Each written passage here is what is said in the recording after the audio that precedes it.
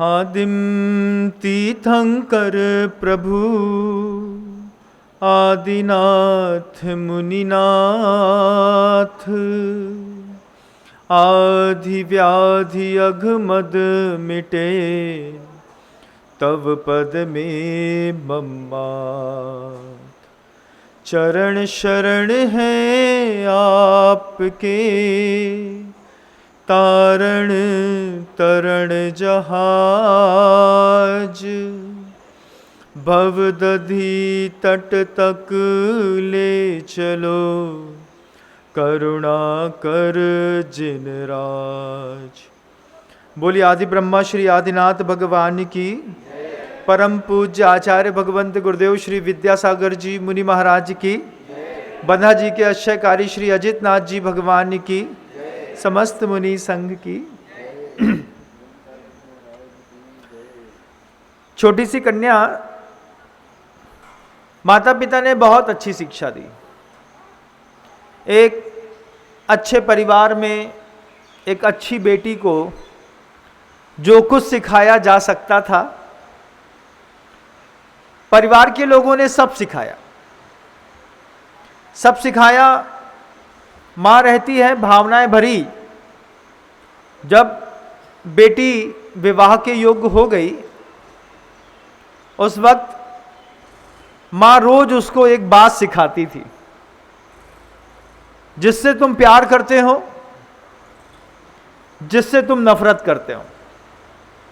बहुत गौर से सुनिएगा बंधुओं, जीवन को बदलने वाली कुछ पंक्तियां कभी कभी शब्दों का विषय बनती हैं। माँ बेटी को सिखाती थी, जिससे तुम प्यार करते हो, जिससे तुम नफरत करते हो, जो तुम्हें सुख देता है, जो तुम्हें दुख देता है, चार चीजें। उसमें जिससे तुम प्रेम करते हो और जो तुम्हें सुख देता है, अगर तुम चाहते हो कि ये तुमको हमेशा प्रेम करता रहे और सुख देता रहे, तो उसको निरंतर धर्मी बनाओ।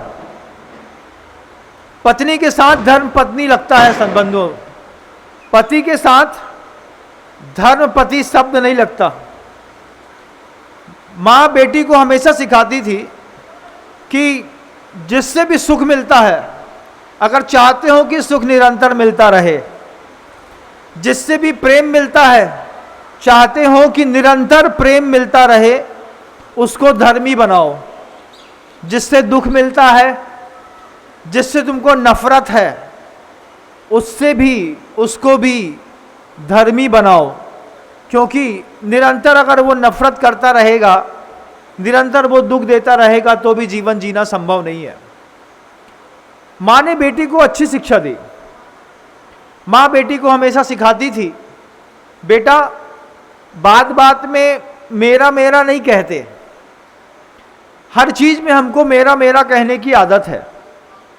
मेरा पति, मेरा मकान, मेरा पुत्र, मेरा पैसा तो ठीक है, ये तो चल जाता है, मान लेते हैं।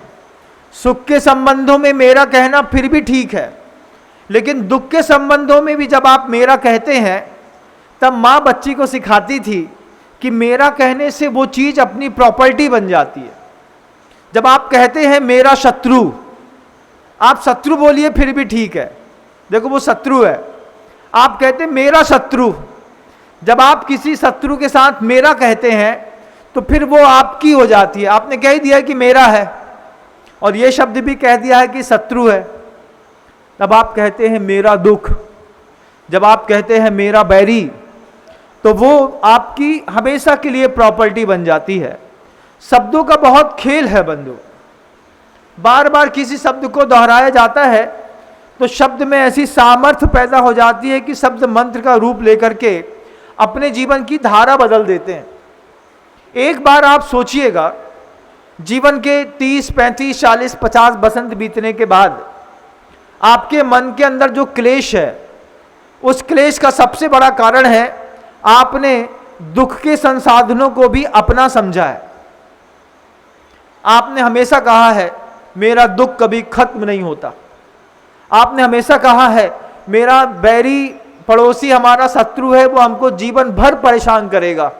जब आपने कह ही दिया है अपने अंतर्मन से, कि ये आपको जीवन भर परेशान करेगा या जीवन भर परेशान करता है, तो फिर आपने अपने लिए कुछ ऐसी स्थितियां बनाई हैं कि वास्तव में अब आप अपने जीवन में हमेशा दुखी रहें।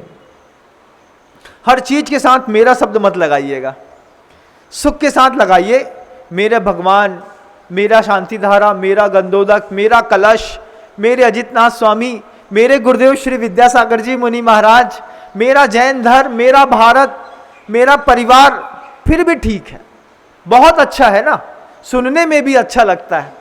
लेकिन बस मेरा शत्रु, मेरा बैरी, मेरा दुश्मन, हमारे घर के अंदर तो इनने हद कर दी जे हमें जिंदगी भर पेरेंगे, काहे हमारे सिर पे बंधे हैं। अब सिर पे हैं, बंधे भी हैं और आपने मेरा भी कह दिया, तो जितनी भी विपरीत शक्तियां हैं वो आपके जीवन को बिगाड़ने के लिए भी काम करती है। जब गाली सुनने पर मन खिन्न हो जाता है और शांतिधारा सुनने पर मन में प्रशस्तता बनती है, इसी प्रकार अच्छे शब्दों के साथ, मेरे चीज की परिभाषा के साथ तो जीवन में सौंदर्य रहता है। लेकिन अगर आप बार बार गलत चीजों को भी मेरा कहेंगे तो फिर जिंदगी में बिगाड़ बहुत होता रहेगा। माँ ने बेटी को हमेशा समझाया कि बेटा हर चीज में मेरा मेरा नहीं कहते, और जिस चीज से प्रेम करते हैं, जिस चीज से सुख मिलता है, अगर वो चेतन है तो उसको धर्मी बनाने की निरंतर कोशिश करते हैं। पति है, शादी होने के बाद 3-4 दिन बाद पता चला गुटखा खाता है, कुछ दिन बाद पता चला सिगरेट पीता है, 1-2 महीने बाद जब आप वोकेशनली कहीं घूमने के लिए गए या फिर दुबई गए तो पति ने आपको खुद बियर ऑफर कर दी, तब पहली बार एहसास किया हुआ होगा आपको, अच्छा ये पहले से पीते होंगे इसलिए आज हमको दे रहे हैं पीने के लिए। पहली बार पता चला कि पीता है, तब आपकी जवाबदारी बनती है पति को धर्मी बनाए, मंदोदरी के जैसे। रावण की गलतियों पे मंदोदरी बार बार उसको चेतना को झंकृत करती थी, स्वामी मैं हूं ना, आप कहीं और जाने का भाव मन के अंदर क्यों लाते हैं? मंदोदरी तुम मेरी हो ये मैं जानता हूं, लेकिन मैं उसको भी अपना बनाना चाहता हूं। जब ये कोई विपरीत भाव पति के अंदर पैदा हो रहा हो तो उसको धर्मी बनाइए। धर्मी बनाने के लिए द्रव्य, क्षेत्र, काल, भाव, इन सब चीजों की साधकों को आवश्यकता पड़ती है। खुद पत्नी पति से कहती है, अपन कभी सम्मेद शिखर जी नहीं गए, इस बार अपन सम्मेद शिखर जी होके आते हैं। क्यों? क्योंकि देख लिया तुम सिगरेट पीते हो, ये सिगरेट भगवान पार्श्वनाथ की टोंगी छुड़ा सकती है, मेरे बस की तो बात नहीं है। जब तुमने देख लिया कि तुम शराब पीते हो, तो ये शराब को छुड़वाने की ताकत तो बंधा जी के अजितनाथ भगवान के पास है, मेरे पास तो नहीं है। जब आप ऐसा सोचती हैं, महिलाओं से, माँ बहनों से कहना चाहता हूं, तब जाकर के जीवन में सौंदर्य निरंतर बना रहता है बंधु।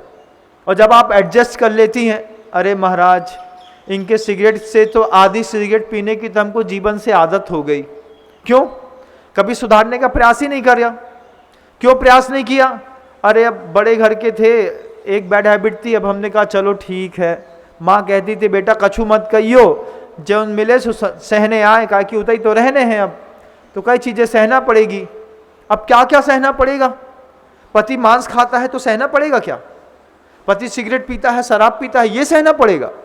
इसके लिए हमने सुशील घर की कन्या को अच्छी तरीके से शिक्षा दे करके और किसी संपन्न परिवार में इसके लिए नहीं भेजा था। सुशील कन्या की शिक्षा इसलिए दी गई थी कि अब तुम अपने टैलेंट के बेस पर एक अनगढ़े हुए व्यक्ति को कुंद कुंद भगवान के जैसी बनाने की सामर्थ्य अब तुम्हारी है। मैना सुंदरी के जीवन में श्रीपाल आए, श्रीपाल में बहुत दोस्त थे, लेकिन मैना सुंदरी ने श्रीपाल को मोक्ष के रास्ते तक पहुंचा दिया। यहां पर भारतीय संस्कृति पर महिलाएं अपने पुरुष को अमृत का कुंड हाथ में दे करके स्वर्ग के दरवाजे तक छोड़ करके फिर धरती में चली आती हैं, तब जाकर के उनका नाम धर्म पत्नी बनता है। मां ने बेटी को शिक्षा दी और बेटी ने मां की हर बात पल्ले पर बांध ली। मां ने बेटी को सिखाया कि बेटा पराए घर में जाने के बाद विसंवादों को टालने की कोशिश करना, तुरंत जवाब देने की कला से दुनिया परिचित है। लेकिन धैर्यवान मां बार बार कहती थी कि बेटा बहुत जल्दी जवाब देने से बात बिगड़ जाती है, थोड़ा सोच समझ के आराम से धीरे से जवाब देने की कोशिश करना, सब अच्छा हो जाएगा। बेटी ने सब सीख भी लिया। बेटी अपने आप को सौभाग्यशाली समझती रही कि मुझे इतने अच्छे संस्कारों वाली माँ से इतना अच्छा संस्कार मिला है। बेटी की शादी हुई। शादी होने के बाद नए घर पे जब बेटी का बहू बन करके आना हुआ तो घर वालों ने बहुत आदर सत्कार किया। हमारे यहाँ एक बहुत अच्छा अभी कल्चर चल गया है, हम बहू को बेटी के जैसा रखते हैं। कल्चर चल गया है। महाराज, हमने अपनी बहू को कभी बहू नहीं समझा। बहुत बड़ी गलती करी भैया, तुमने अपनी बहू को बहू नहीं समझा। जब दो शब्द थे, बहू के अलग और बेटी के अलग, तो दोनों की अपनी अपनी मर्यादाएं थी। आपकी बेटी ससुराल में जाकर के जिस तरीके का फ्रस्ट्रेशन प्रेशर लेती है अपने माइंड में, वो मायके में आकर के उस फ्रस्ट्रेशन को रिलीज करती है। उसके लिए बहू भी एक आवश्यकता थी कि भाभी के थोड़ा सा दबंगई से बोलेंगे, चिल्लाएंगे। ननंद नाम ही उसका है। किसका? ना आनंदम ददाती सा नंद। जो कभी भी जीवन में आनंद प्रदान नहीं करती उसका नाम नंद होता है। नाम रखा है, संस्कृत में रखा है और सोच समझ के रखा है। ना आनंदम ददाती सा नंद, जिसके आने पर जीवन में कभी भी आनंद नहीं मिलता, उसको नंद कहते हैं। अब संबंधों की रेखाओं में आपने बदलाव कर दिया। बेटी को, बहू को बेटी बना के रख लिया। अब घर के अंदर बहू बेटी जैसी हरकत करती है तो सहन नहीं होता। बेटी चिल्लाती है, बेटी पापा से लड़ती है, बेटी पापा का पैसा बर्बाद करती है, बेटी दिन भर फोन में लगी रहती है, बेटी दिन भर बेड में बैठी रहती है, बेटी सुबह रात दिन के 10 बजे उठती है। हम कुछ नहीं कहते। अब बाप ने बोल तो दिया बहुत अच्छे तरीके से कि हम अपनी बहू को बेटी के जैसा रखेंगे। एक प्रैक्टिकली सोच के देखिए, क्या इंप्लीमेंट करना संभव है? क्या संभव है? बेटी दिन के 10 बजे अपने कमरे से उतरती है, माँ सह लेती है। बहू अगर 8:30 बजे के बाद 8:45 बज जाता है तो सास की त्योरियां चढ़ जाती हैं। जे महारानी को पता नहीं कब सुबह हुई है। क्या ऐसे ही लोग थोड़ा बहुत मुझे कान में सुना देते हैं, मैं आपको सुना देता हूँ। मेरे जीवन के अनुभव इस विषय में है नहीं, लेकिन सुनकर के बहुत अनुभवी बना मैं। जे महारानी 9:30 से पहले काय को उठे बे, वो महारानी करती भी ऐसे ही है। आपने बेटी जैसा पाला था, तो बेटी जैसे पालने के कारण जब घर में पूरा खाना बन जाता है, परसने के लिए टाइम होता है, तब पता रहता है कि मम्मी हर हाल में 11:10 में रोटी लगाना शुरू कर देती हैं। तो जब आधी रोटी लग जाती है तो 11:17 पर बहू नीचे उतरती है, मम्मी लेट हो गए, हम बना देते, आप इतना काम कर रही हैं। अब मम्मी बेचारी भी समझती है, 10 रोटी बनाएगी, डब्बा में रखेगी, लोगों को परसेगी, बाहर से आने वाला समझेगा बेचारी बहू 7:30 बजे सुबह से लगी है। लफड़ा तो मचता है भाई, कई घरों में ऐसा होता है। तो बहू को बेटी बनाने की दूर दूर तक कोई जरूरत नहीं है। उस बहू से कहना, बेटा अपने मायके में जाओगी तो बेटी बन के रहना, हमारी ससुराल में बहू बन के रहो, जीवन बहुत अच्छा चलता है, बहुत अच्छा। बेटी जैसी छूटें जब बहुओं को मिलती हैं तो फिर घर में कलह होना स्वाभाविक है बंधु। उस माँ ने अपनी बेटी को सब समझाया। माँ ने बेटी से कहा कि बेटी ससुराल में बहू बनकर ही रहना, बहू बहुत बहुमान के साथ रखी जाती है, बेटियों की बात बिल्कुल अलग रहती है। कन्या का विवाह होकर के नए घर में आई, नए घर में जैसे ही आई, आकर के पति के साथ कुछ दिन तक रहे थे कि बारिश का मौसम आ गया। बारिश के मौसम में धीरे से पति को धीरे धीरे पता चल रहा था, पत्नी को पता चला धीरे धीरे कि पति लोभी बहुत है, लोभी बहुत है। तो पत्नी ने एक दिन पति को एक कहानी सुना दी, क्योंकि धर्मपत्नी है, धर्मपत्नी का कर्तव्य होता है कि पति को लाइन अप करे, थोड़ा थोड़ा करें। और कई बार ऐसा होता भी है कि अपन लाइन अप करने में सफल रहते हैं, कई बार असफल हो जाते हैं। लेकिन पत्नी ने बहुत अच्छे धीरे से कहानी सुनाई कि एक गधा था, एक गधा था। हमारे निश्वास सागर जी महाराज श्री हंस रहे हैं, वो जानते हैं मेरी कहानी को इसलिए हंस रहे हैं, आप नहीं जानते हैं लेकिन आज सुन लीजिए। एक गधा था, गधे को रात में दिखाई नहीं देता था।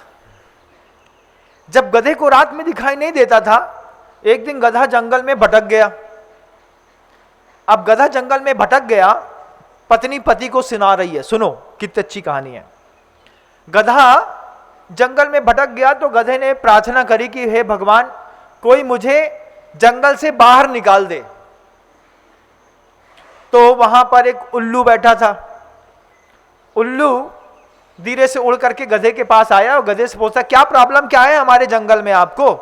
बोले, मैं तो गांव में रहता हूं, जंगल में भटक गया हूं और मुझे जंगल से बाहर निकलना है। तो उल्लू बोलता है, इसमें क्या प्रॉब्लम है?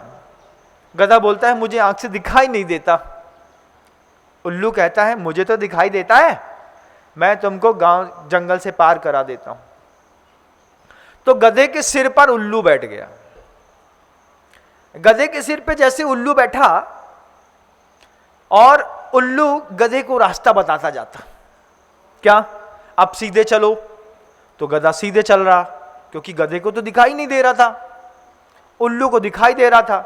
रात में ऐसा होता है, उल्लू को साफ साफ दिखाई देता है, गधे को दिखाई नहीं दे रहा। तो अब हम क्या करें बताओ? कहानी में ऐसे ही होता है बंधु। अब गधा चल रहा था, उल्लू सिर पे गधे के बैठा। उल्लू बोलता है, सीधे चलो। सीधे चला गधा। फिर उल्लू ने कहा गधे से, दाएं मुड़ो। दाएं मुड़ गया। दाएं के सामने फिर एक मुड़ने के बोला, फिर सीधे चलो। फिर सीधे चला। फिर बाएं मुड़ो। फिर बाएं मुड़ा। दाएं बाएं दाएं बाएं दाएं बाएं। उल्लू गधे को पूरी रात कराता रहा। खूब घूमा गधा। धीरे धीरे जंगल से पार आने को दिख रहा था कि हाँ गांव सामने दिख रहा है। धीरे से सुबह होने लगी। जब सुबह होने लगी तो गधे को दिखाई देने लगा। अब बड़ी मुसीबत।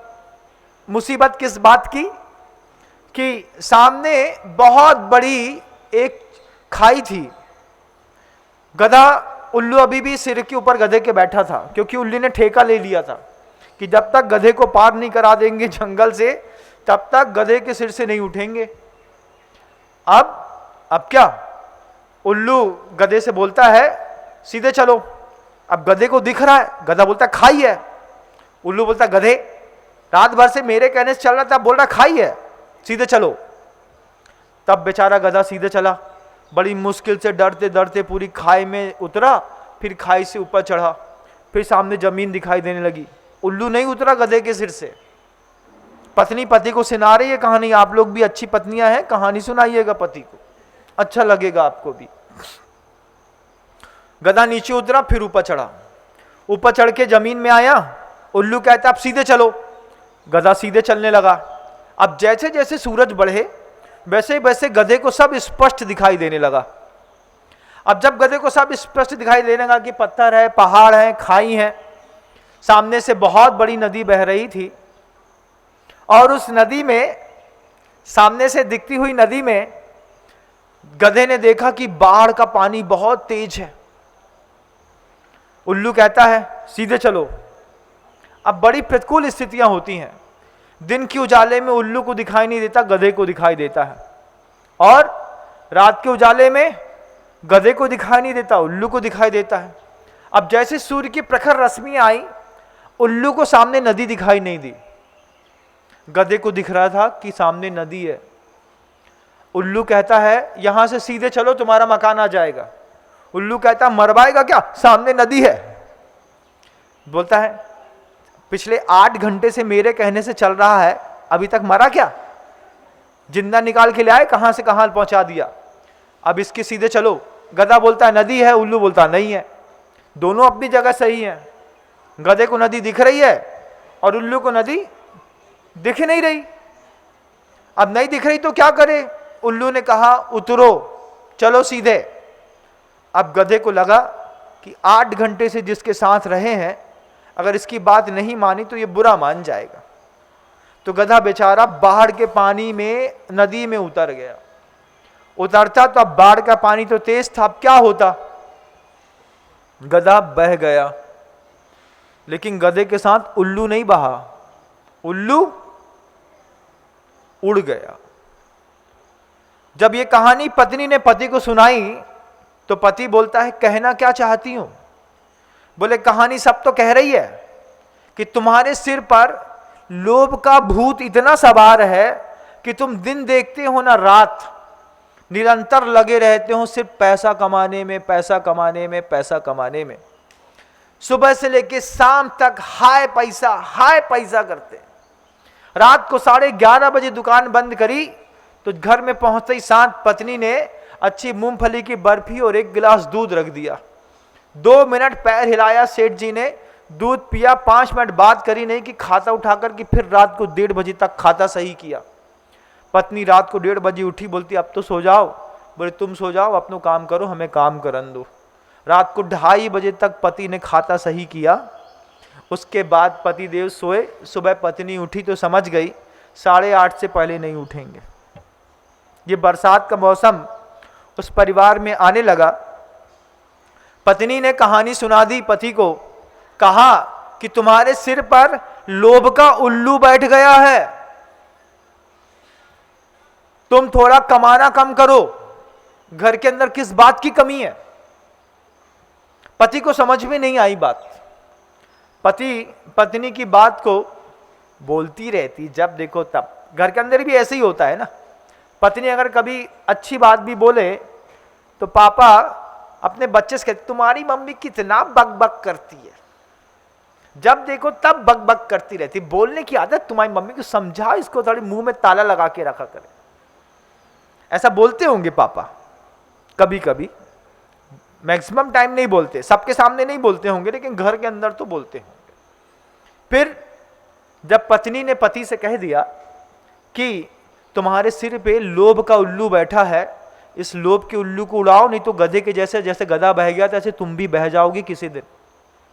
पति ने पत्नी की बात मजाक में ले करके और छोड़ दिया।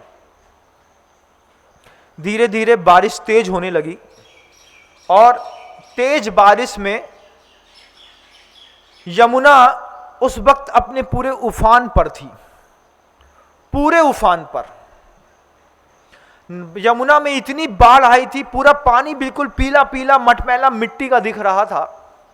महाराज श्रेणिक अपनी रानी चेलना के साथ कड़कती बिजली के रात में जब भयावह बारिश हो रही थी और यमुना उफान मार रही थी, उस वक्त रानी चेलना को थोड़ा सा खिड़की खुली रही तो रानी चेलना खिड़की के पास चली गई।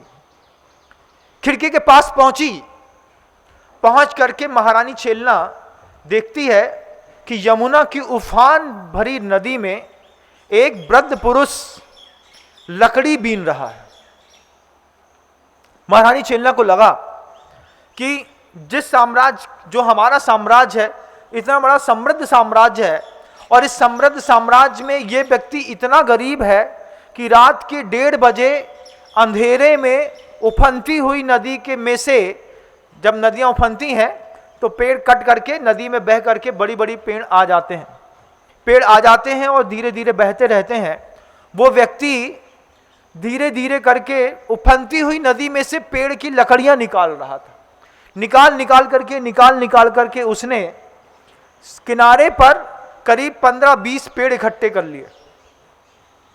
छोटी सी भी चौड़ी सी लकड़ी दिखती, वो तुरंत उफनती हुई नदी में कूद जाता, कूद करके और लकड़ी निकाल करके किनारे ला करके रख देता। महारानी चेलना ने देखा कि हमारे साम्राज्य में कोई इतना भी गरीब है जिसको अपना पेट भरने के लिए इस तरीके से मेहनत करनी पड़ती है। महाराज श्रेणिक से महारानी चेलना कहती है, महाराज मुझे आज इस बात का अफसोस है कि आपके साम्राज्य में इतना गरीब कोई व्यक्ति है कि उफनती हुई नदी में भी, और वो अपनी लकड़ियां निकाल करके गीली लकड़ी से अपने परिवार का भरण पोषण करेगा। कृपया करके आप जो हैं उसको जाकर के संतुष्ट करिए।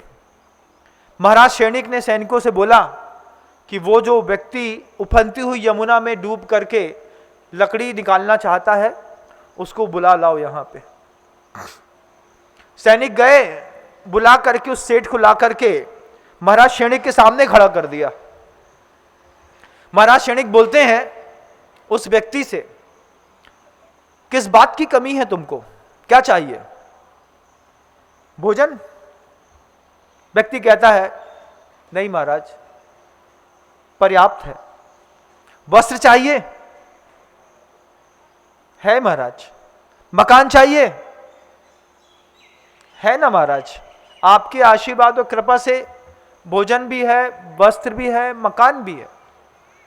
अच्छी स्त्री चाहिए, घर के अंदर बनाने नहीं मिलता क्या? है ना महाराज। सुशील घर की कन्या मेरी पत्नी है। फिर क्या चाहिए? क्या बताऊं महाराज, मेरे घर में जिस बात की कमी है, उस बात की कमी को मेरा पुरुषार्थ ही ठीक कर सकता है। आपको लगता है दिन भर पुरुषार्थ करते करते लगता है कि पुरुषार्थ से आपके घर की कमी ठीक हो जाएगी। कई बार कमियां पुण्य से ठीक होती हैं बंधु। कई बार क्या, हर बार कमी अपने पुण्य से ठीक होती है, ध्यान रखिएगा। घर के अंदर का आप सूत्र देखिएगा, घर के अंदर 14 लोग रहते हैं, 7 महिलाएं रहती हैं, 2 पुरुष रहते हैं। 1-2 पुरुष मिलकर के 9 लोगों का, 14 लोगों का पेट भरते हैं। कमाने वाले कितने हैं? 2 लोग। और पुण्यात्मा बैठ करके खाने वाले कितने लोग हैं? किसी के घर में 7, किसी के घर में 14। पुरुषार्थ बड़ा है कि पुण्य बड़ा है? पुण्य बड़ा है, निश्चित पुण्य बड़ा है। लेकिन पुण्य जब पुरुषार्थ का हाथ पकड़ता है तो पुण्य का रंग और चोखा हो जाता है और पुरुषार्थ अपने चरम पर पहुंच जाता है। वो व्यक्ति कहता है महाराज से कि महाराज, मेरे घर के अंदर 2 बैल हैं। एक बैल तो ठीक है, दूसरे बैल का जोड़ा पूरा बन नहीं पाया, इसलिए एक बैल पूरा सही हो जाए, इसलिए मैं पुरुषार्थ कर रहा हूं कि मुझे एक बैल चाहिए। महाराज क्षणिक कहते हैं, इतनी सी बात है, इसके लिए तुमने अपनी जान दांव में लगा करके उफनती हुई नदी से लकड़ी निकाल रहे हो? धिक्कार है मुझ पर। सेनापति से कहते हैं, जाओ अपनी बैल की शाला में ले जा करके इसको जो बैल पसंद हो, एक के बदले 2 बैल दे दो। अरे 2 बैल से क्या होगा महाराज, एक बैल तो मेरे पास पहले से है और वो मुझे बहुत प्रिय है, उसके जैसा बैल हो सकता है आपके यहां ना हो। महाराज क्षणिक को लगा कि मैं मगध का साम्राज्य का मालिक हूं, ये अभी इसने बैल की साला देखी नहीं होगी। आपने भी कभी बैल ऐसे देखे नहीं होंगे। 8 फुट का बैल देखा है कभी? नहीं देखा।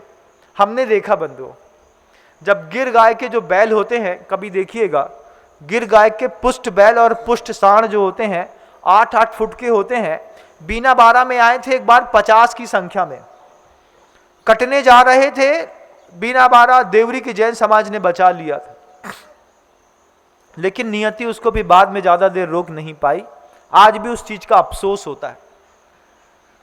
8-8 फुट के बैल हैं। महाराज क्षणिक सोचते हैं एक बैल ले लेगा, कम से कम इसकी दरिद्रता दूर हो जाएगी।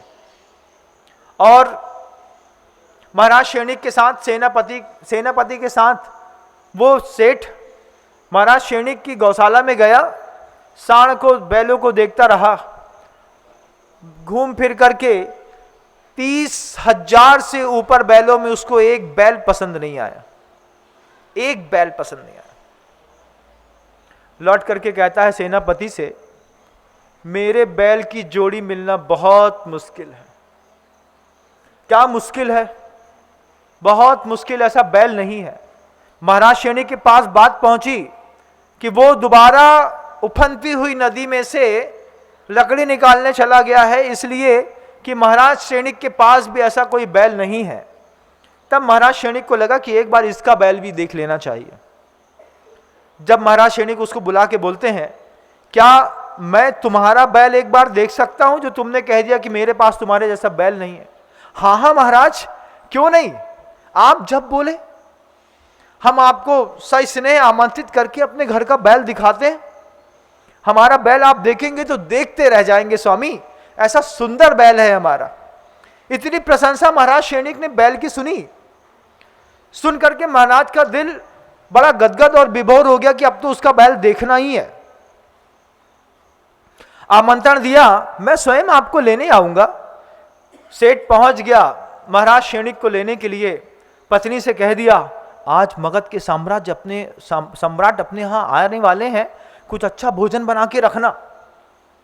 पत्नी तो वैसे भी सुशील थी, समझदार थी, पति को बार बार समझाती थी और नहीं समझ पाए तो फिर रोती थी।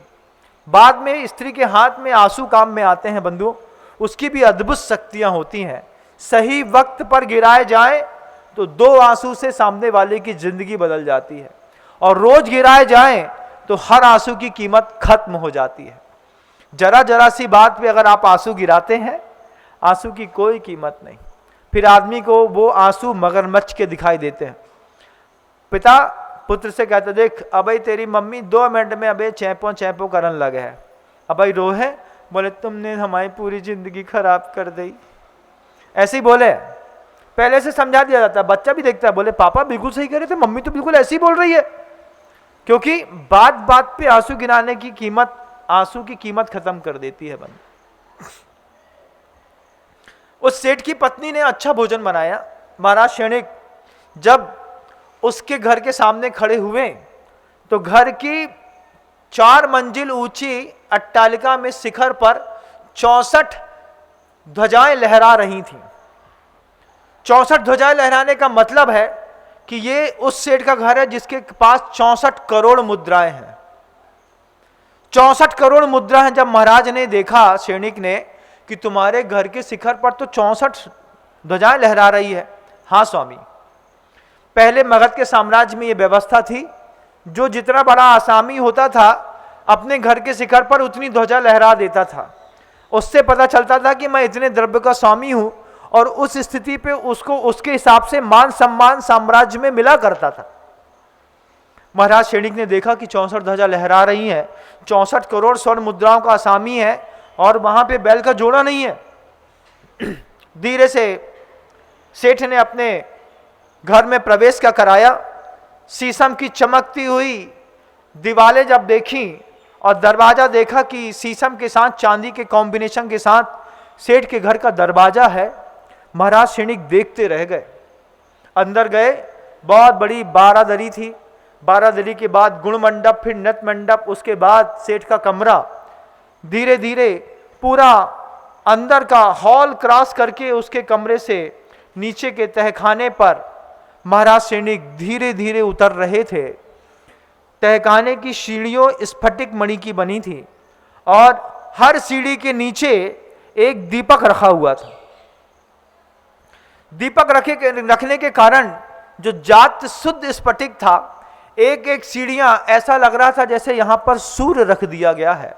ऐसी चमचमाती हुई 16-17 सीढ़ियों में 17 सीढ़ियां उतर करके और महाराज श्रेणिक नीचे पहुंचे। 17 सीढ़ी उतरी तो महाराज श्रेणिक ने श्रेष्ठी से कहा, तुम्हारे घर का वास्तु तो बहुत सौंदर्यवान है, विषम संख्या में सीढ़ी रख करके तुमने अपने घर के अंदर समृद्धि के द्वार खोल लिए हैं। तुमको पता है कि घर के अंदर सम संख्या में सीढ़ियां नहीं होती। हाँ महाराज, पूरा का पूरा घर वास्तु के हिसाब से बना है। इतना गहरा आकर के महाराज श्रेणिक को लाया। महाराज श्रेणिक सोचते रहे, ये वही है जो रात में यमुना से लकड़ियां बीन रहा था, इतना वैभव है इसके घर के अंदर। और फिर महाराज श्रेणिक को वो श्रेष्ठी एक तहखाने से पार करके जब दूसरे तहखाने में ले गया तो छोटी छोटी मोतियों की गहरी लड़ियां खड़ी हुई थीं। उस लड़ियों में हवा चलने से हल्की हल्की सी आवाज आ रही थी। उस श्रेष्ठी ने अपनी जेब से थोड़ी सी माचिस निकाल करके एक माचिस क्या जलाई, सारे मोतियों में चकमकाहट आ गई, पूरे कमरे में प्रकाश आया। महाराज श्रेणिक से वो श्रेष्ठी कहता है, इन्हीं मोतियों की लड़ों के पीछे मेरा बैल रहता है। महाराज श्रेणिक दंग। जब लड़ियां हटाई तो लड़ियां हटा करके वहां पर 2 बैल ढके हुए मिले। रेशम के वस्त्रों से उस बैलों को ढक करके रखा था उस श्रेष्ठी ने, और श्रेष्ठी से ढक करके पूरा बैल रखा था। और धीरे से वो श्रेष्ठी महाराज श्रेणिक से कहता है, एक बैल तो पूरा है, दूसरे बैल की सींग में कमी है, उस सींग पूरी हो सके इसलिए मैं वो लकड़ियां इकट्ठी करता था। महाराज सैनिक का दिल धक्क कर गया। महाराज सैनिक सोचते हैं इतना वैभव तो मगध के साम्राज्य में मेरे घर के अंदर दिखाई नहीं दे रहा है, जिस हिसाब से इसने अपना घर बनाया है और इतना सुंदर घर बनाया है। धीरे से उस श्रेष्ठी ने जब अपने एक बैल के ऊपर से चादर अलग करी तो महाराज सैनिक देखते रह गए। महाराज सैनिक देख रहे हैं कि पूरा का पूरा बैल ठोस सोने का बना है, ठोस सोने का बैल है। आंखों में नीलम मणि लगाई है उसने, और नीलम मणि के बीच में जात का मोती लगाया। खुरों में नीचे उसने लाल खुरों को करने के लिए रूबी पन्ना रूबी लगाया गया है, जिसको माणिक कहते हैं। पद्म मणि लगा करके उसके खुर बनाए। बीच का जो हड्डियों वाला स्थान था, पैर के स्थान थे, उसमें शुद्ध चांदी की कार्विंग करके और वहां पर उसको बना करके तैयार किया। सींग में आया तो ऐसी मोटी मोटी बड़ी बड़ी सींगें थीं।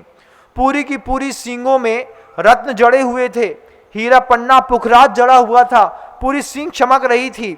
उसके ऊपरी भाग पे थोड़ा सा 2 इंच छोड़ करके हरे हरे पन्ने लगाए थे। ऊपर जो है उसको माणिक लगाना था और नीलम लगाना था। उसमें माणिक तो पूरा हो गया, लेकिन 2 नीलम की कमी एक बैल में रह गई थी। एक बैल तो पूरा था। पूरा बैल जब दिखाया महाराज सैनिक को, महाराज सैनिक देखते रह गए। बोले ये मेरा पहला बैल है महाराज, और इस बैल की जोड़ी के लिए मैं यमुना से लकड़ी इकट्ठी कर रहा था।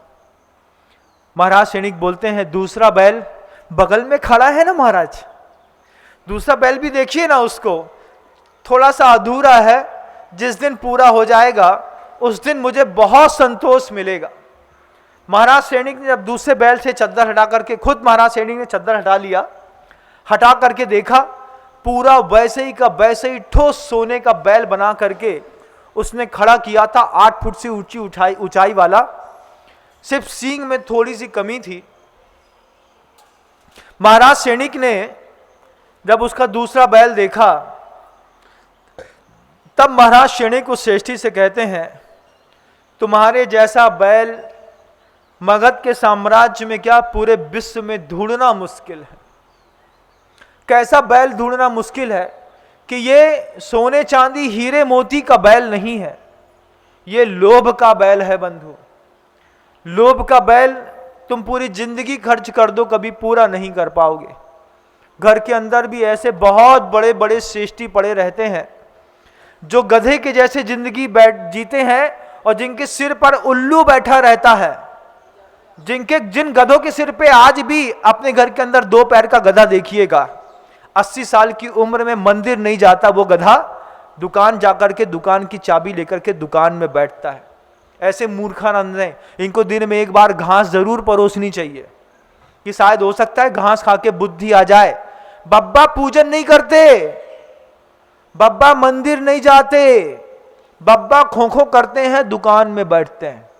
पापा जब घर में आते हैं तब बब्बा पापा से पूछते हैं आज कितने की बिक्री भाई। फिर पापा बोला आज 20,000 आए।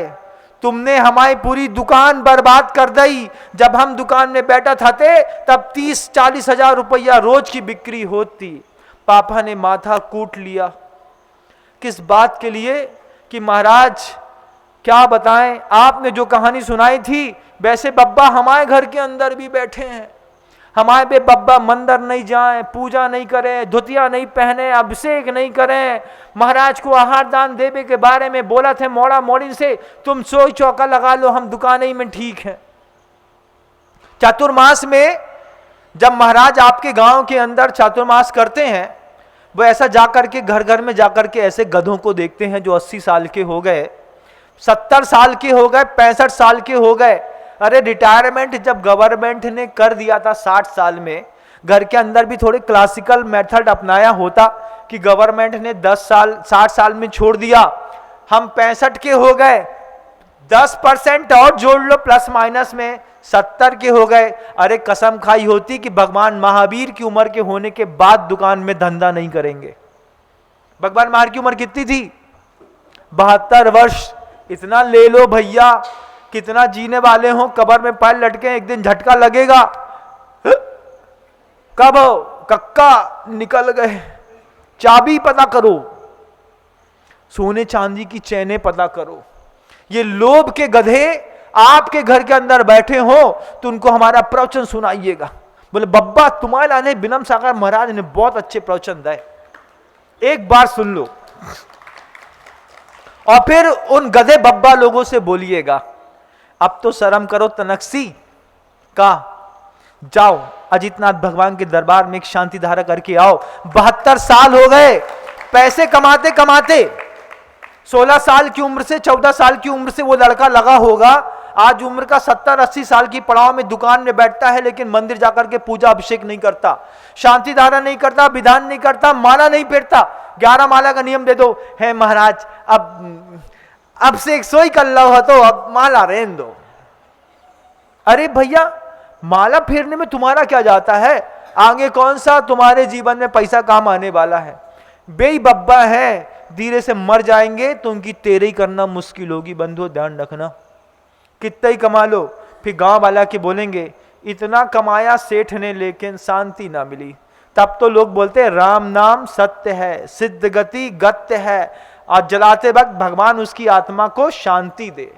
सब था उसके पास, शांति नहीं थी, तो अंत में प्रार्थना भी उसी चीज की जाती है। आपके घर के अंदर ऐसा कोई बुजुर्ग है क्या जो मंदिर नहीं जाता, पूजा नहीं करता, अभिषेक नहीं करता, साधुओं के लिए आहार दान नहीं देता, पूजा वंदना नहीं करता, पैसा कमाने में लगा है 70 साल की उम्र के बाद भी? उनको बोलना बब्बा महाराज के तुम गधा आओ और तुम्हारे मुंह में उल्लू सोई बैठो हो, तो ऐसे ही बोलियो। महाराज बिनम सागर महाराज ने कही तुम बब्बा नहीं आ, तुम गधा आओ, तुम्हारे सिर पे लोभ को उल्लू बैठो। महाराज एक बार अगर हमारा प्रवचन सुन ले बे बब्बा लोग, तो दूसरे दिन बे बब्बा बोले भैया 5000 खर्चा करो, गाड़ी करो, हम महाराज के पास जा रहे हैं, उसे शांति धारा करके आ रहे, दोबारा ऐसे प्रवचन न दियो। लेकिन बब्बा आहे ते पे। और अगर आपको लगता है कि आपके घर के अंदर इस तरीके की दास्ता वाला माहौल है कि आपके घर का पुरुष, आपके घर की कोई वृद्ध महिला आज भी पैसे के लिए, सोना चांदी के लिए, जेवर के लिए हाव हाव काव काव कर रही है, तुमको बोलना महाराज 72 बब्बा 70 साल, 72 साल बहुत कहलात। भगवान महावीर ने 72 साल की उम्र में दुनिया छोड़ दी, तुम कम से कम धंधा छोड़ दो, जाओ घर में बैठो, चिंता मत करो। बोले काहे? बोले अब झटका तो कबू लग जाने आए। कबू ठंडी में बब्बा रात में सोए, सुबह उठे ही नहीं मिले। कभी गर्मी में ज्यादा प्यास लगी, बब्बा ने ठंडा पानी पियो, पानी इतना ही जम गया, बब्बा ऊपर चले गए। अगर ऐसा कोई है घर के अंदर, तो फिर उस बच्ची का और आपका कर्तव्य बनता है कि उससे बोलो हर चीज में मेरा मेरा नहीं करते, और जिंदगी भर भी मेरा मेरा नहीं करते। ध्यान रखना, जिंदगी में कुछ पल ठीक है हर चीज में मेरा मेरा करने को, लेकिन एक वक्त के बाद हर चीज के लिए विरक्ति का भाव, वानप्रस्थ अपने भावों में भी लाइए। क्रियाओं में वानप्रस्थ होगा, चर्या में वानप्रस्थ होगा, भावनाओं में भी वानप्रस्थ लाने की कोशिश करिए बंधुओं। भावनाओं से भी संन्यास लेने की कोशिश करिएगा। हम भावनाओं से संन्यास लेने की कला भूल गए। 80 साल की उम्र में मेरा मेरा करते हैं। इस उम्र में छोटी उम्र के लोगों को भी दायित्व बनता है। मैंने आपसे शुरुआत में कहा था ना, अगर जिससे सुख मिल रहा है और चाहते हो कि इससे हमेशा सुख मिलता रहे, तो उस व्यक्ति को शुरुआत से धार्मिक बनाओ। छोटा सा बच्चा हो, चाहे 40 साल के पापा हो, चाहे 80 साल के बब्बा हो, अगर आपको उनसे प्रेम है, अगर आप प्रेम करते हैं अपने दादाजी से, अपने पिताजी से, अपनी पत्नी से, अपने बच्चे से, अपने परिवार के लोगों से, तो उसको धार्मिक बनाइए। दादाजी चलो, 3 जुलाई को बड़े महाराज जी ने वहां पे कलश स्थापना कर रहे हैं, अजितनाथ भगवान का हिस्सा है, चलो ना अपन चलते हैं, करके आते हैं। अच्छा माहौल है, प्रकृति ने इतना सौंदर्य बिखेरा है बंदा जी के अजितनाथ भगवान के प्रोमाइसेस पे। 7 एकड़ की पूरी एक तीर्थ क्षेत्र है, पर्याप्त सुविधाएं, व्यवस्थाएं, भोजन, भगवान, भजन, पूजन, शांति धारा, सबके लिए अनुकूलता है। उस उम्र में, जिस उम्र के पड़ाव में लग रहा है कि दादा का हार्ट 35% काम कर रहा है, शुगर बढ़ी है, कैंसर हो गया है, मैं दुनिया के तमाम धार्मिक लोगों से कहना चाहता हूं, 3 जुलाई परसों आने वाली है। प्रवचन आपने रात में सुना होगा, नहीं तो कल सुबेरे सुनेंगे या फिर रात में और सुन लिया होगा। अपने दादाजी के नाम से कि इनकी धार्मिकता आगे भी बनती रहे, इनका जैन कुल मिलता रहे, इनके लिए शांति धारा बंदा जी के अजितनाथ भगवान के चरणों तक जरूर करिएगा। बब्बा के मरने से पहले एक बार बोलना, बब्बा स्वर्ग के रास्ते हमने सुना है बंदा जी के अजितनाथ भगवान के दरबार से होकर के निकलते हैं, चलो चलो एक बार तुमको जिंदा रहते स्वर्ग का रास्ता दिखा करके लाते हैं। जिस दिन दुनिया के लोग यहां पर आकर के अजितनाथ भगवान के दरबार के सामने बैठेंगे, एक 11 माला का जब मैं नियम देता हूं लोगों की, यहां पर बैठ करके ओम रीम श्री अजितनाथ जिनेन्द्राय नमो नमः की माला फेरो, जब फेर करके लोग जाते हैं तो जिंदगी पलट जाती है बंधु। अगर घर के अंदर लगे गधा है, लगे कि अपने बब्बा गधा बनवे जा रहे हैं, बन गए हैं, तो बोलियो बब्बा से, बब्बा महाराज के तुम सोई गधा खो गए, तुम्हारे मूड में लोभ को उल्लू बैठो है और महाराज उड़ावे के नाने तैयार हैं, कम से कम हमारे केबे से अपने मूड से लोभ को उल्लू हटा लो। अगर लोभ का उल्लू भी वक्त रहते उड़ गया ना बंधुओं, तो गधा गधे को भी दिखाई देता है। गधा को उस वक्त भी दिखाई दे रहा था कि सामने नदी की धार में उफान है, लेकिन उल्लू के कहने पर वो गधा नदी में डूब गया। आप गधे हो सकते हैं, लेकिन बस कोशिश करिए कि अगर उल्लू हट जाए लोभ का, तो उस गधे को भी अपना सही रास्ता दिखाई देता है। दुनिया में हर जीव को सही रास्ता दिखाई देता है, लेकिन जब सिर पर क्रोध का, लोभ का उल्लू बैठा रहता है तो जिंदगी हमारी बर्बाद हो जाती है। हम अपने आप को बचाने का प्रयास करें। जहां दूर दूर तक मेरी आवाज जा रही है, जहां तक आप भेज सकते हैं भेजने का प्रयास करिएगा। 3 जुलाई को बंदा जी के अश्य कार्य अजितनाथ भगवान के इस पावन पवित्र दरबार में पुनः शांति कलश की स्थापना होने जा रही है। दुनिया भर से लोग जो शांति धारा करते हैं अपने अपने घरों में, और भगवान से प्रार्थना करते हैं कि मेरे घर के अंदर आरोग्य बढ़े, सुख बढ़े, संपत्ति बढ़े, वैभव बढ़े, कल्याण मस्तु, सुख मस्तु, धर्म वस्तु, अभिवृद्धि रस्तु, सब पढ़ते हैं आप। अगर आपकी शांति धारा की ताकत आपके घर के अंदर आपके लिए काम नहीं आ रही है, तो अजितनाथ भगवान के दरबार में आकर के आप एक शांति कलश रखने का पुरुषार्थ करिएगा। दैवी संकेतों के ऊपर आधारित है पूरी शांति कलश की स्थापना। जुलाई और अगस्त के माह में करने का संकल्प है। सितंबर माह में कोई संकेत मिल नहीं रहे हैं।